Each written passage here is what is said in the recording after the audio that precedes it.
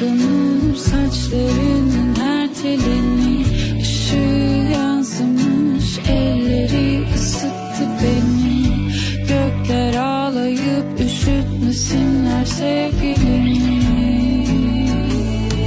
Sana kıyamam. Bugün bir şarkı yazdı elleri, kapansa yarın gözleri. Sarılır sana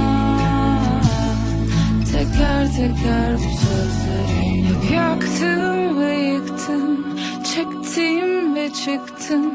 Bir sana yenildi tüm hücrelerim. Sevdim, sevildim ama en çok senindim.